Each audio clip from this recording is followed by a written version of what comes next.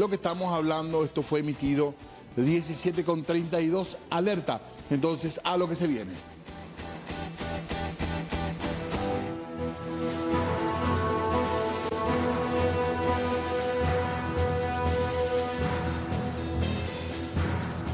El 2 y 3 de febrero de 1989, luego de 35 años de dictadura, un grupo de militares liderado por el entonces general Andrés Rodríguez derrocaba el régimen de Alfredo Stroessner, quien fue detenido, obligado a renunciar y enviado al exilio. Las acciones se iniciaron alrededor de las 21:45 del jueves 2, con el levantamiento del primer cuerpo de división al mando de Rodríguez, quienes procedieron a atacar el regimiento escolta presidencial y el departamento central de la policía.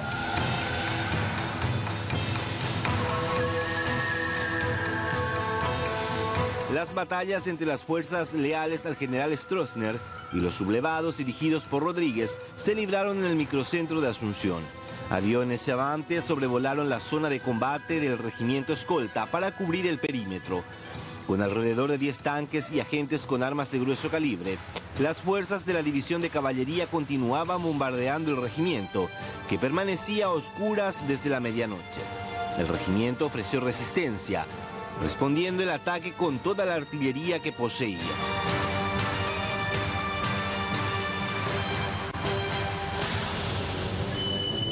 Los enfrentamientos cesaron durante la madrugada, ante una ciudadanía que se había refugiado en sus casas, en muchos casos sin entender lo que sucedía.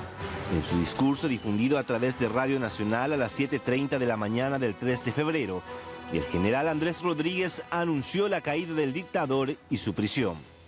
La dictadura de Alfredo Stroessner se cobró miles de víctimas y centenares de desaparecidos cuyos paraderos hasta hoy se desconocen. Pasaron los años y una comisión encabezada por el doctor Rogelio Goiburú decidió iniciar la búsqueda, siendo la agrupación especializada uno de los primeros lugares donde se iniciaron las excavaciones, confirmando las sospechas. En dicho lugar, una decena de presos políticos fueron enterrados, algunos estando con vida al momento de ser sepultado. El Estado paraguayo tiene una deuda con los familiares, pese a la gran cantidad de restos óseos encontrados hasta la fecha. Ninguno de ellos fueron identificados.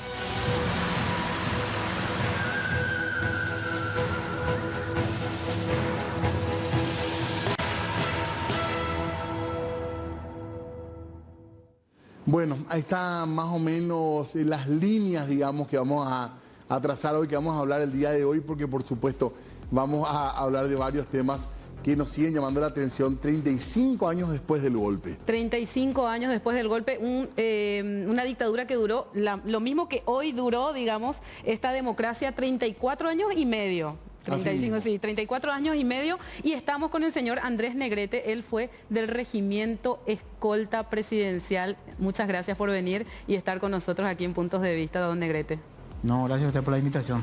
Muchas gracias por estar con nosotros realmente. Acá ya tenemos algunos materiales que ya nos están generando curiosidad. Históricos. Sí. Don Andrea, ¿a usted tocó el golpe dónde? ¿En qué lugar? Contanos por favor tu experiencia.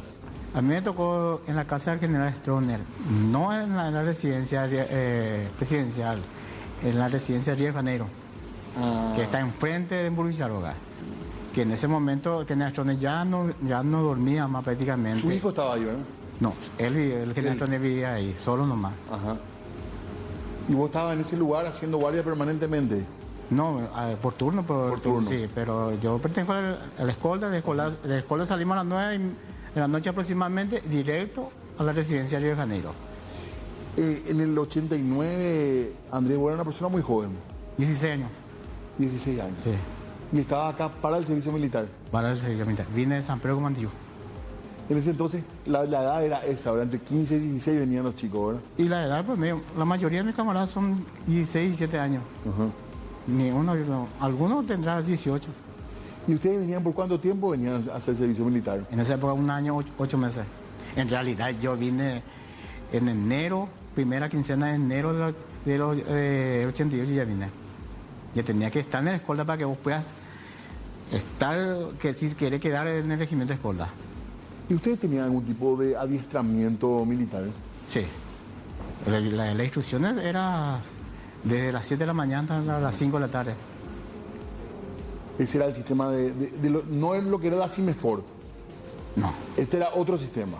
No sé si era otro sistema, pero el sistema del regimiento de escolta es instrucciones de las 7 de la mañana hasta las 5 de la tarde. Bueno, se empieza a las 7 hasta las 11, las 12 menos cuarto, te hace física con fusiles, remera blanca, verde olivo, a las 12, las 12 menos 10, todo al baño, las 12 en punto al comedor, hasta la 1. Desde la 1 hasta las 3, descanso total, ni un ruido. Las 3 hasta las 5, 5 y media, instrucciones. ¿Y usted recordás ese día? Sí. Ese día del golpe. ¿Cómo fue? Ya adelantaste la rutina, pero contanos cómo fue todo ese día completo, digamos. Y sobre todo si habían escuchado algún rumor de que podía pasar algo como se decía en Asunción. Bueno, lo que nosotros salimos, nosotros digo porque un montón salimos de la escolta, fuimos en la residencia a esperar ahí. A esperar, tuvimos, en ese momento no manejaba el horario, ¿verdad? Porque salíamos y se escuchaba metrallador de aquí para allá, todo, ¿verdad? En escolta, todo el mundo se levantaron. Cada uno se tenía su puesto porque te tenía asignado, cada punto se tenía que cubrir en ese, si por ahí alguna vez y hubo, ¿verdad? Bueno, y ahí fuimos a esperar. Y después, a eso a las 12 por ahí, habrá sido, y viene el general Stroessner, entró ahí, de otro lado ya prácticamente. Entró con dos tanques atrás de él, sobre calle de Río de Janeiro, queriendo entrar detrás del general Stroessner, y nosotros tuvimos que enfrentándole al tanque, por decirte. Bueno, el tanque quería entrar detrás del general Stroessner, el general Stroessner entró, el soldado que estaba al lado de él, siempre hay un soldado al lado de él, le bajó al soldado, salió por Mariscal López, bueno, los tanques ciertos ahí que querían entrar, entonces salió y vino a entrar en Estado Mayor. ¿Ustedes ya dispararon ahí? Sí, ahí nosotros le recibimos el tanque, pero no sabía cómo quién para. ¿Y ustedes qué arma tenían, en tu caso, por ejemplo? ¿Cuál? Una FAL, sí. Un fusil. Sí, pero 80 tiros de... No había más de 80, solamente cargado por lo que teníamos, por la cartilla, nada más. ¿Y todos eran así de jóvenes como vos? Sí. Ahí está el carnet. No sé si podemos mostrar este carnet, que era ahí está se ve la foto, para que dimensionemos nomás cuando estamos hablando de una persona de 16 años que estaba acá y que se vio enfrentado de repente a unos tanques. Sí. ¿Y cuál era el comentario ahí en ese momento? Y no había, nosotros no sabíamos nada ya. Lo único que sabíamos es que teníamos que defendernos. ¿Y la instrucción que les dieron? Y nada, no había nada de instrucción. ¿A qué hora llegaron a ese lugar entonces ustedes para...? Y nosotros ya salimos a las 9 de la noche de la escolta y la 10 por ahí, antes de la 10 llegamos a la residencia de Canero. Ya estaban ahí. Sí, pero con porque el operativo tengo entendido que era para las 3 de la mañana. No, del 3 de febrero, sí, pero se adelanta por las movidas que ya había. Sí, por eso digo, pero había oficiales con nosotros. En ese momento estaba el teniente, te voy a decir su jerarquía de ese momento, ¿verdad? Sí. Estaba el teniente primero Vidal Caballero y el teniente primero Juan Ramón Martínez. Y oficiales. ¿Ahí ya hubo fallecidos? No, en la casa de Ñata sí hubo. Esa fue la primera defensa, la Ñata legal. Sí, que es mi camarada, que es de mi remesa. ¿Vos le conocías a la gente que murió ahí? Sí, es de mi remesa. Todos somos camaradas. ¿Y ustedes cuándo se enteraron de eso? ¿Mucho después se enteraron? ¿De que falleció? Sí. No, al día siguiente. Al día siguiente. Sí. Bueno, te comento todo entonces. Sí. Salimos de ahí, venimos ya para entrar en Escolda. Estaba el oficial que te nombré. Y ya no pudimos, subimos por Brasil. En esa época hubo una fiesta ahí sobre calle Brasil, Mariscal López, en la casa argentina, no sé qué cosa. Todo el mundo ahí, la música, todo a volumen. Nosotros teníamos que venir en camión Toyota como cigarrillo, porque nos cruzamos por España con tanques. Nos cruzamos con tanques que ida y vuelta venía por el costado de la escuela. Nosotros subimos por Brasil, entramos por el 25 de mayo, tuvimos que entrar en un sanatorio, y después bajamos todo el sanatorio el camión entró, puso la marcha atrás y entró. Tuvo que echar la muralla que está porque no entró todo, porque el tanque cruzaba cerca por Perú. Y se veía el tanque, se veía de la calle el camión Toyota, entonces tuvo que echar y metió el camión. ¿Ustedes trabajaron ahí? Sí, nosotros trabajamos todo ahí. Y ahí empezaron el general Ruiz Díaz a decir, en guaraní le decía al teniente primero Ramón Martínez, Eyu Ramón Martínez, Eyu me acharé. Bueno, bajamos, caminamos como 2 cuadras y huepa, ahí te la luz, alrededor de la escolta. Bueno, alto acá, retroceder completo. Lo retroceder, yo llegué al sanatorio, ¿ves qué país te llevé? Eso es Ramón Martínez. Yo Martínez, eso es mi general. Humano, matar la serie de cueras, nace interesa, eso. Yo hago a veces. Y después le dijo el teniente primero caballero, y hemos que inicio, a mí eso me debemos para ir, porque con Volky se escuchaba toda la cadena. Y yo estaba al lado del oficial Ramón Martínez, yo escuchaba todo lo que se decía, yo escuchaba. Y después, no, Pepe, mi general Stroner, eso es Luis Díaz, ¿cómo la araña entregando más? No, mi general, eso es Luis Díaz entregando, ¿cómo le cojan a eso? Yo escuchaba todo. Eso era el general Ruiz Díaz, no, eso. Me han entregado a eso. Apellido. Empezaron a hablar por teléfono, había una línea de teléfono, se anuló el Volky, oye, puedo pedir, pues se cortó la línea. Se cortó la línea, pues un lugar. Eso que era más o menos, ¿verdad? La 1, la 2, Mientras tanto se escuchaba la explosión. Sí, se escuchaba, sí, escuela había sido, ¿verdad?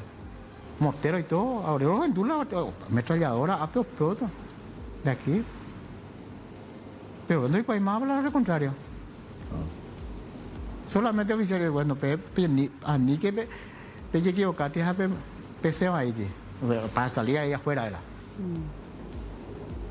Qué impresionante la historia que estamos contando, porque bueno, siempre se habló mucho de los actores políticos, de los militares, de Rodríguez, pero esta es la voz de la gente que estuvo ahí, ustedes estuvieron ahí, ¿verdad? Muy jovencitos, todos chicos de 15, 16, 17 años, casi niños eran todos, o niños en muchos casos. Yo puedo hablar lo que estábamos en el escolta. Claro, porque hay que explicar un poco bien eso también, pero yo han no pasado puedo hablar la gente que estaba, por decirte que supuestamente era adversario, que éramos hermanos conscritos. Claro, los que venían de caballería. Prácticamente. Claro, porque los que atacaron son los de caballería. Sí. Ustedes defendieron, digamos, y sí, protegían también al general Stroessner. ¿No protegían? No, digo que... El regimiento escolta. Sí. A ver, ahí está la foto. ¿Esta es la foto tuya cuándo? Ese era el 88. 88. Sí, 16 de agosto, después del desfile militar. Agosto del 88. Y ahí no se hablaba nada, porque en la sociedad paraguaya una especie de hervidero era... En el escolta no había de franco, no había permiso. En esa mundo época. Exterior era... No, por eso los servicios JAVE, por decirte, los jueces eran de Estado Mayor que nadie se quiere ir porque es ahí nomás. Pero si es servicio de afuera, queríamos irnos entre todos. Porque queremos salir nosotros. Claro. Pero yo campaña y no con visita. Yo 1 año 8 meses, 1 año 10 meses, una vez visita. Una vez. ¿Y a veces le llevaban a algún partido ahí enfrente o no pasaba tampoco eso? En menor línea. Y cuando si es que se va a ir General Stroessner, sí. Sí. Pero si no, pidiendo. Este famoso PM, ¿verdad? Sí. Policía militar, que era, bueno, era un poco la... Que era el primer anillo, por decirte. Claro. Hay más cercanos que era más alto que mí, que era más cercano que está al costado del General Stroessner. Pero hay más, eso es lo que es, hay más alto y más bajo de todo. Hay más bajo que son primer anillo del presidente, que tienen que estar al costado del presidente, que son escoldaí. Y esto, ustedes cuando pasa todo, digamos, ¿qué pasa después? Cuando ya finalmente lo capturan a Stroessner, le llevan, ¿qué pasó con ustedes después esa madrugada? ¿Qué hicieron ustedes? Bueno, orero para la residencia presidencial, ahora mismo.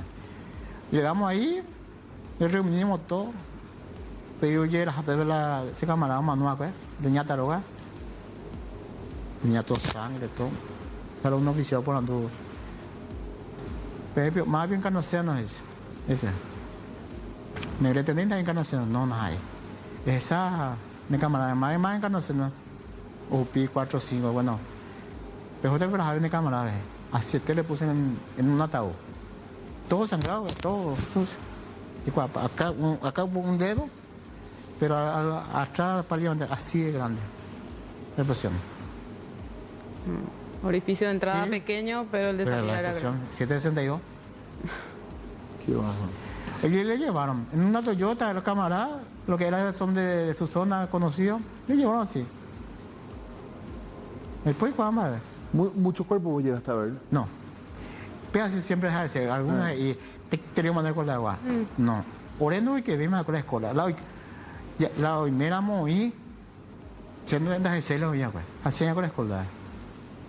Pero mandó que se mandó ese camarada. Pero por residencia de Canero, por andó López Charotti, en aquel momento era teniente primero. Negrete, ya estábamos por lo menos 200 soldados ya reunidos, todos los opamos, bebé, ya cuando vamos, petit helicóptero yo volea, bebé.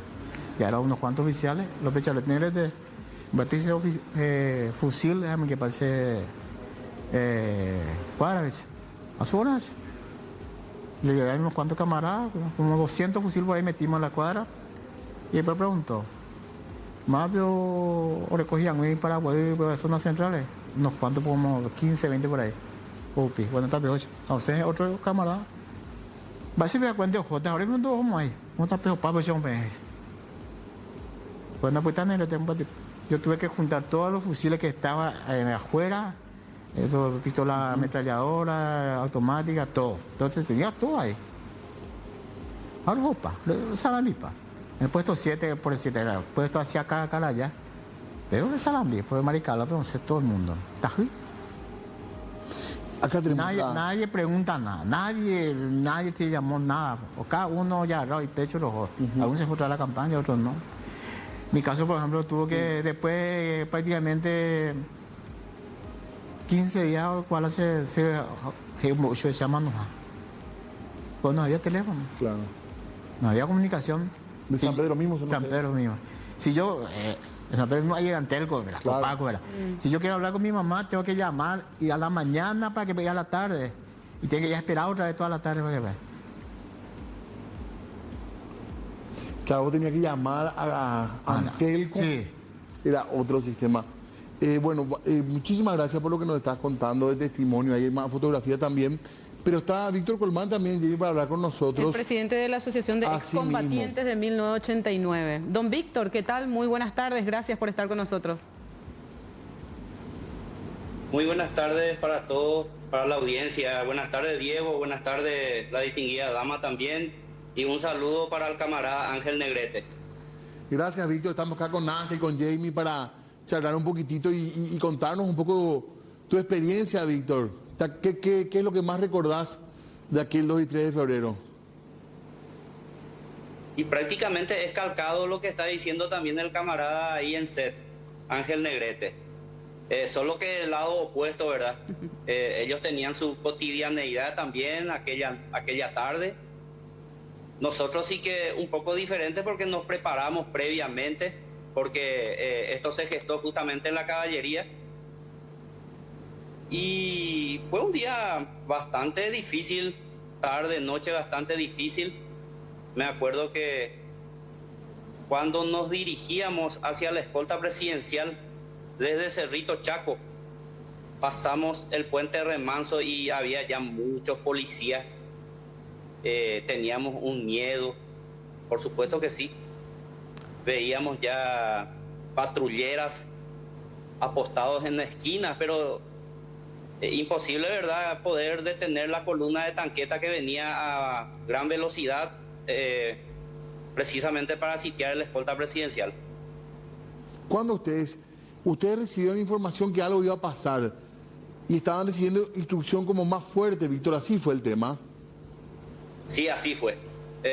No te podía decir exactamente cuántos meses antes, pero yo creo que un mes seguro, un mes antes por ahí, estábamos recibiendo instrucciones bastante fuertes, también algunas que otras señales, así trabajos psicológicos, pero jamás a nosotros se nos dijo de lo que iba a pasar, que es lógico, ¿verdad? No, era imposible confiar, ¿verdad? Nosotros éramos ciudadanos comunes, por decir así, que estábamos haciendo nuestro servicio militar. ¿Cuántos años vos tenías, Víctor? Yo tenía 17 años. Me enrolé en el cuartel el 4 de septiembre de 1988. Tenía 4 meses de antigüedad cuando sucedió el golpe. Pero se filtró la información, digo, ¿verdad?, con respecto al golpe, porque se adelanta también el operativo y me han dicho que en lo de ñata legal les esperaban también a los de la caballería, como que fueron emboscados y pensando que se filtró esa información. Sí, por supuesto. Rumores siempre hubo, todos los años, cada año, pero la filtración de información, verás, sí, puede suceder en un instante, puede suceder 1 hora antes, media hora antes, 5 minutos antes, puede suceder. ¿Y creen ustedes que fue lo que sucedió con el caso de la casa de ñata legal, donde cae la gente de la caballería, creo que bajan unos 12 camaradas de ustedes y se encuentran con los del regimiento? Sí, yo creo que el general Stroessner se convenció realmente, podría ser hasta horas antes o media hora antes, se habrá convencido realmente de que sí venía algo grande en contra de él y con la inercia y con su actitud seguramente de tratar de ganar en un lugar seguro, seguramente salió de ahí rápidamente de la casa de ñata legal. Pudo haber sido eso, como también pudo haber sido un llamado telefónico urgente. Víctor, espera que te quieren comentar algo acá también. No, digo nomás, la casa de ñata siempre hubo guardia. No, es que se anticipó ahí. Ahí siempre hubo guardia. Pero habían sí, más conozco personal. Le conozco a Pablo Servín, cabo primero de escolta ahí, que siempre estuvo por ahí. Yo le conozco a muchos de ustedes y sé que permanentemente se hace guardia ahí. Sí. No, es que le sorprendió a la casa de ñata, no, es que se esperó ahí, sino que siempre hubo guardia ahí. Pero hubo un enfrentamiento importante. Sí, ahí hubo un enfrentamiento. Pero porque eran los guardias que ya estaban. Que ya estaban en la casa de ñata. Yo había recibido información de que justamente les esperaban ahí, porque de ahí salen 3 nomás de la caballería. No, finalmente. Siempre hay en la casa de ñata, hay guardia. Permanentemente. En esa época, todos los oficiales generales se hacía guardia. No, es que... ¿Por cuánto estaban normalmente los de ñata?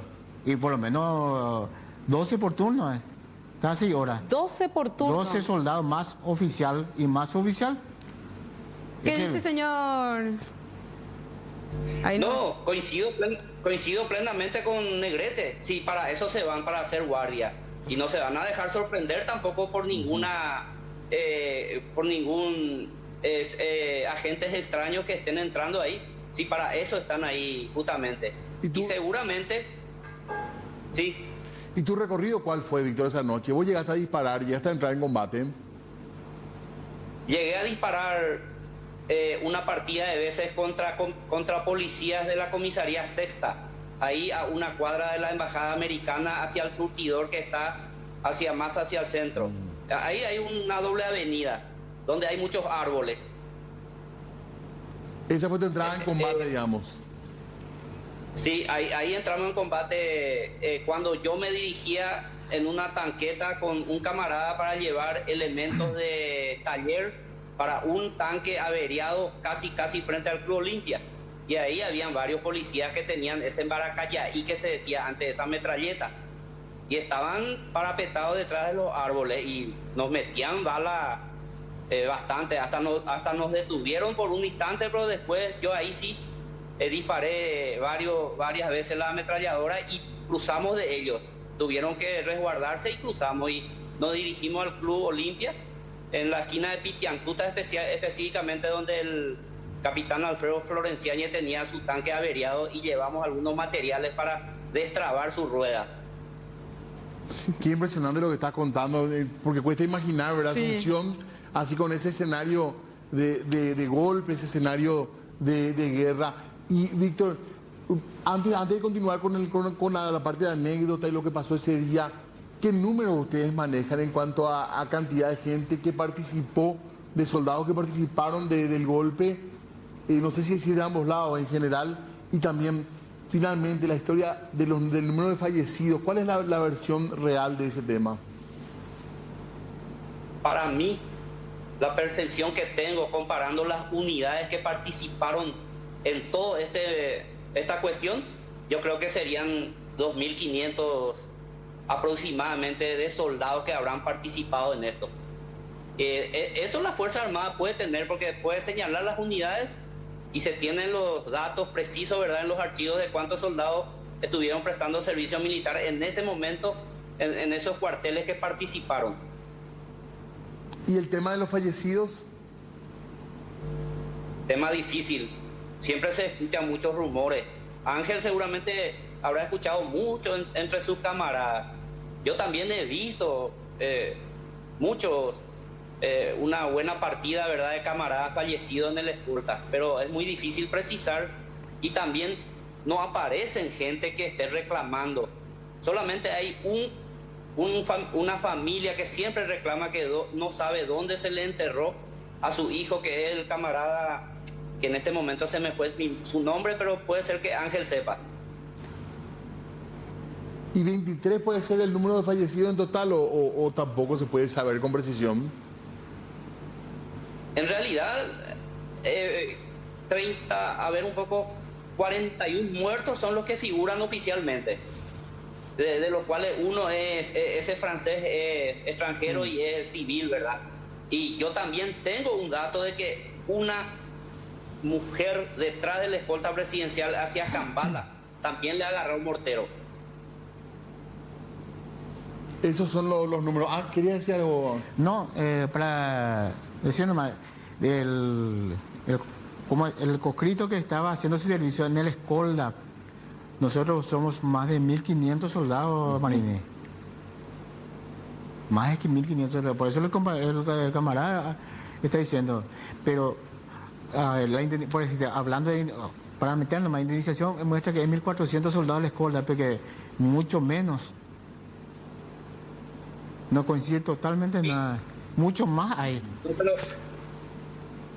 Sí, pero esa es una cuestión técnica que se maneja ahí. En el proyecto de ley te referí que se aprobó, ¿verdad? No, digo nomás la comparación de que la cantidad de la escolta y el proyecto de ley que está. Le hago nomás para tener una referencia. No, y yo ya dije, camarada, para mí 2.500 sí, para arriba de soldados habrán participado. Y yo tenía entendido que el escolta presidencial componían de 1.200 hombres aquella vez, incluidos ya oficiales también. ¿Qué pasó con el tema de la indemnización? La indemnización es toda una odisea, Diego. Recientemente se aprobó, sí, en el Congreso, vetó el presidente, pero la clase política en el Parlamento le levantaron otra vez el veto y ahora está en el Ejecutivo y creo que está en manos del ministro de Defensa tratando de reglamentar bien esta situación. Justamente por la preocupación que está diciendo ahí Ángel Negrete, los números, que son los importantes, pero no es difícil para el gobierno si quiere tener los números. Si realmente tienen voluntad, cosa que yo no creo que tengan, pero ahí está ya en la parte de reglamentación de la ley. Ahora hay que esperar esa reglamentación para ver qué es lo que se va a necesitar, digamos, para justamente demostrar que estuviste ahí, porque tengo entendido que se va a tratar caso por caso. Estamos hablando de la ley que se aprobó el año pasado, 750 jornadas finalmente de 2.000 que se había pedido en un inicio para todos los excombatientes. Sí, y me parece muy bien que sea de esa manera, que se controle bien. Y también que el gobierno sea tajante y con carácter y con firmeza diga, hasta acá consideramos que tienen el derecho de indemnizarse y hasta acá vamos a indemnizar. Así ya no se le estafa más a pobres camaradas que creen que es fácil conseguir dinero y que por anotarse en una lista, por pagarle a un dirigente ya creen que van a cobrar, y eso no es así. Cierto. Y eso está pasando. Hay gente que se va al interior. Hay gente que se va al interior que dice que le promete que va a meter en el grupo, que alguna hicieron su servicio militar allá en el Chaco, en el fondo, sí, o alguna parte que era de ese año, y la gente en la campaña muchas veces le cree. Sí. Hasta veces le sacan plata. Para sacar, el camarada sabe. Sí. Yo no estoy, ellos manejan la parte de indemnización. Yo no estoy en esa parte, ellos le van a explicar mejor, pero sé y conozco, él sabe también esa parte. Un ratito porque tenemos que hacer una pausa. No sé si Víctor nos puede esperar un ratito del corte para seguir charlando, Víctor.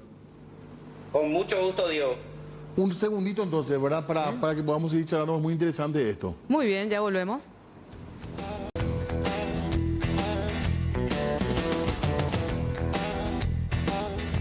19:42, seguimos hablando nosotros, 35 años del golpe de Estado.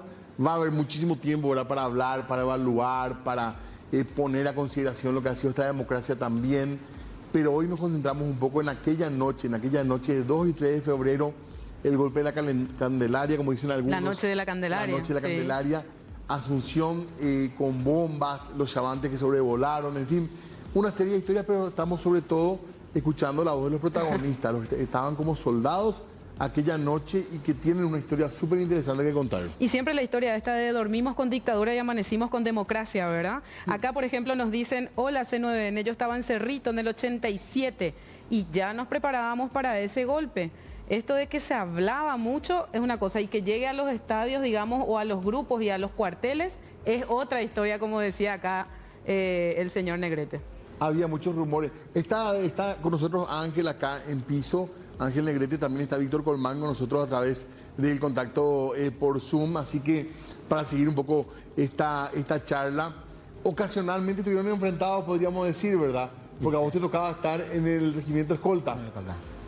Y él estaba en la caballería. En la caballería. Y eso es lo que nosotros siempre, hoy en día nos reunimos y siempre, es para nosotros una anécdota, en su momento es otra realidad, por decirte, que somos hermanos y nos enfrentamos. Y hoy en día hacemos reunión, nos conocemos todos.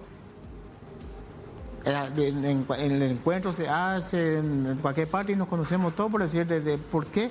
Porque esa época es diferente ahora. Y claro. Por decirte, nosotros nos enfrentamos como hermanos, como dice Colmán. ¿Quién se benefició en esa época?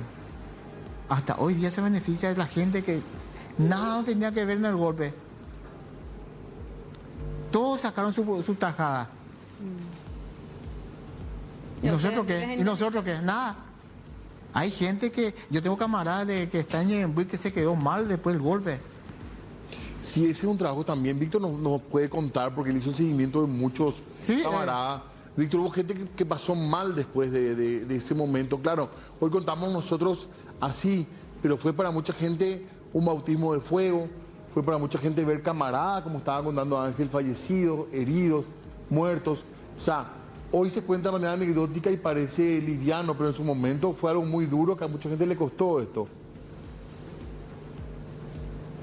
Sí, por supuesto, Diego. Por decirte nombres, vos conocés el caso de nuestro camarada Juan Carlos Almada, sí, del Pané, que hasta ahora sigue padeciendo, ¿verdad? Lastimosamente se quedó ciego a consecuencia de este hecho. ¿Y el gobierno no le respalda nada?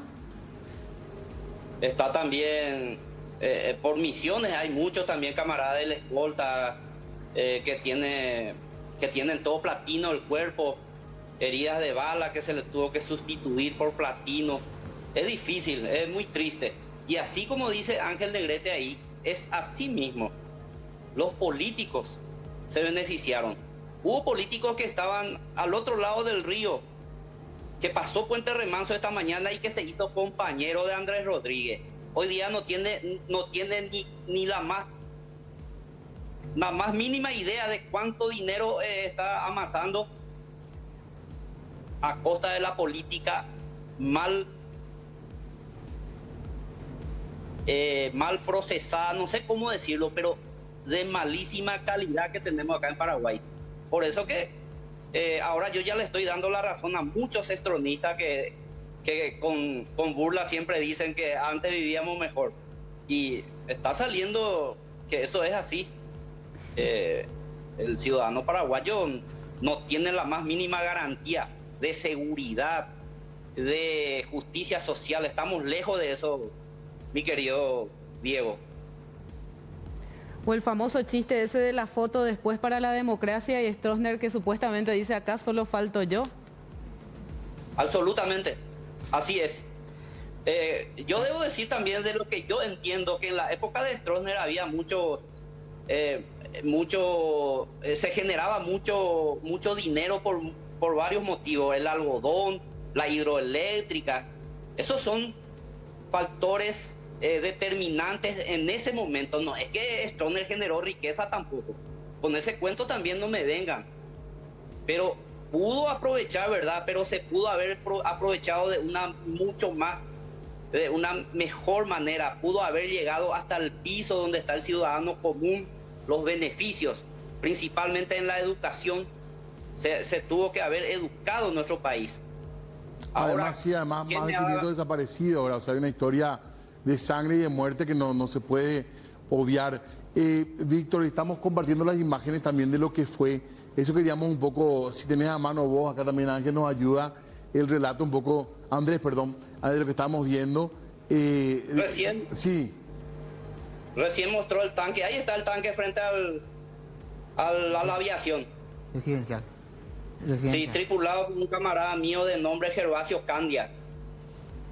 Y había otro cascabel que acudió al lugar también, tripulado por un camarada de nombre Fermín Russo, que eran tripulantes de tanque, ¿verdad? Que conducían tanque y que fueron justamente, uno se cayó en una cuneta, el otro se cayó en un pozo ciego, y que creo que por ahí uno de los tanques hizo un tiro que entró directo a la comandancia de la aviación.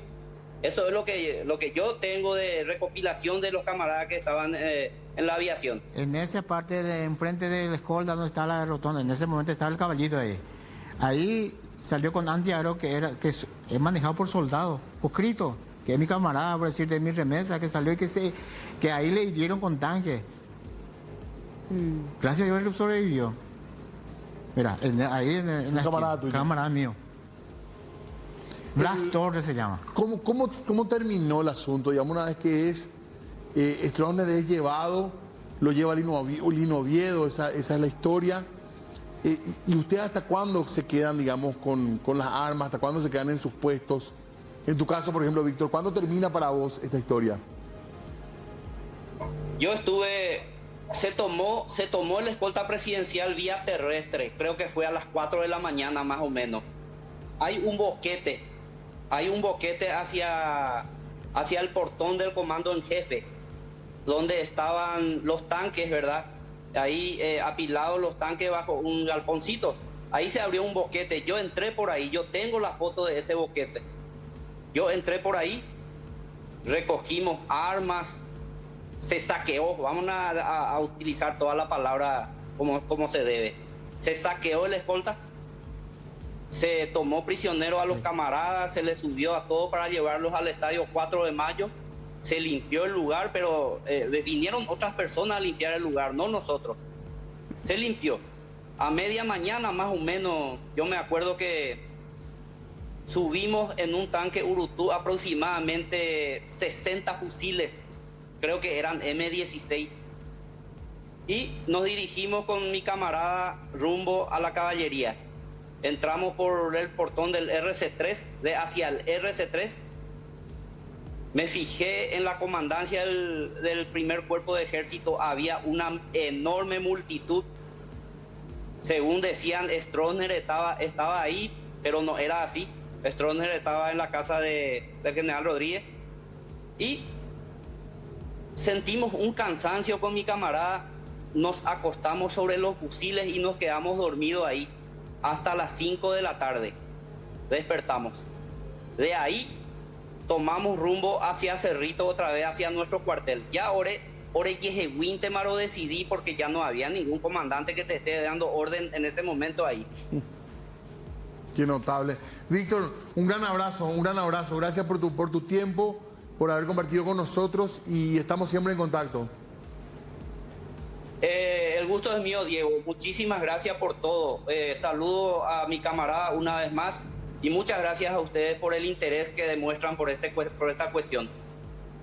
Muchas gracias. Víctor Colmán, recordemos que también tiene un papel muy importante en lo que ha sido el activismo también, para poner un poco las cifras, los números y para hablar de la indemnización también. Exactamente. Y yo quiero saber más datos todavía acá con la gente del Regimiento Escolta. ¿Por qué lugares se movió Stroessner en esa noche, en esa madrugada en realidad? nosotros los soldados o sea que al no ser que sea el escolta del presidente, no sabemos. Porque Tampoco por dónde le sacaban, por dónde le movían. pero todo es con santo y seña. Por decirte, bueno, ahora sale el escolta del presidente, cuando vamos en tal parte, por tal calle, no. Es que un día antes, una hora, no, al instante. No, y al instante, en esa noche, en esa madrugada, ¿en qué lugares? Bueno, se maneja la parte del escolta. Yo pertenezco al regimiento, por decirte, a la que está más fuera. El que está un anillo más arriba, digamos. Sí. Y hay oficiales que son permanentemente, que son escoltas, que son asignados, y ellos manejan. Y también hay que hacer una advertencia con respecto a la gente que quiere meter a la lista ahora para la indemnización, porque usted me estaba contando cosas muy fuertes. En la mayor parte, sí. La campaña de la gente, ojocho de cuera, ya pe cobrata porque pe año pe guarepe servía, pues. ¿Qué pasa? No es cierto, el compañero, el camarada Colmán, no es cierto, ya lo explicamos. No pertenece a ni doña botavica la gente, ve. Por más que sea es de ese año, no le pertenece ya pues. Voy a contar una anécdota que contó el general, el coronel Venegas, que estaba en la reserva activa. Pero en Boca Pura acá. No, entonces no pertenece a IBM. Así de sencillo es. Que la gente sepa. Sí, a nivel de Botavica, porque la gente de la escolta se conocen todo. Claro. La gente de la caballería, por decirte de su grupo, se conocen todo. Entre nosotros, los colegas, hoy en día nos conocemos y prácticamente somos uno, por decirte. Quedó ese rencor, quedó atrás. Claro. No más vale. Y muchas gracias por compartir con nosotros tu testimonio, súper interesante para nosotros, las fotos también, para recordar aquel momento y valorar lo que tenemos hoy. Así que gracias por el tiempo y ojalá que volvamos a charlar en algún momento. No, gracias a usted por invitarme, mi primera vez en el frente de cámara, un poco nervioso. No, por favor, espectacular estuvo. Es cierto lo que dijo el camarada Colmán. Los políticos son los que están beneficiando todo. Hoy toca la lucha de otro lado, ¿verdad? Para fortalecer al país. Así que gracias por el tiempo, muy amable. No, ahora, cuando guste. Bueno, lleno de testimonios estamos, Jamie, lleno de imágenes también impresionantes, ¿verdad? Asunción, en ese momento la gente más joven que seguramente leyó, escuchó y estas son las imágenes de lo que fue Asunción ya ese 3 de febrero. Exactamente, yo era muy pequeña, apenas 10 añitos y no entendía absolutamente nada, ni me desperté por las bombas. ¿Vos qué recordás? A mí me tocó estar, no estaba acá y fue... ¿No estabas en Paraguay? No estaba en Paraguay y fue muy impresionante cuando recibiste la noticia. Cuando escuchábamos las noticias por radio. ¿Eras un adolescente ya? Era un adolescente. Qué fuerte. Sí. Era una historia impresionante. Hay que recordar este hecho siempre muy importante porque, bueno, la democracia es muy importante para cualquier pueblo. 35 años del golpe. Muy bien, 20:01, ya estamos casi en tiempo, una semana imperdible. Exactamente, y quiero recordar también a los excombatientes del 89 porque se reúnen en distintos puntos del país. En Hernandarias el domingo tienen una reunión para justamente contar sus anécdotas recordando esta fecha, y el señor Negrete aquí en la zona de Central se reúnen el día sábado y así en distintos puntos del país. En Luque. O sea, ellos recuerdan, sí, en Luque, ellos recuerdan esta gesta, más nosotros muchos como sociedad y tampoco el Estado, ¿verdad? La recuerda como corresponde. Entonces realmente hay que ponerse los pantalones largos cuando se trata de esta gente que ha traído la democracia. Tenemos que cerrar nuestro programa valorando siempre, por supuesto, que estemos, aunque con muchos desafíos todavía, viviendo por lo menos un periodo de libertad de expresión y de posibilidad de elegir autoridades. Así que valoramos eso, cerramos el programa. Gracias a todos los compañeros y compañeras que trabajaron tanto para que nosotros podamos informar desde acá. Exactamente. ¿Cómo decía la frase? La peor de las democracias es mejor que la mejor de las dictaduras. Que así sea. Nos vamos hasta el lunes. Gracias por acompañarnos. Chau, chau.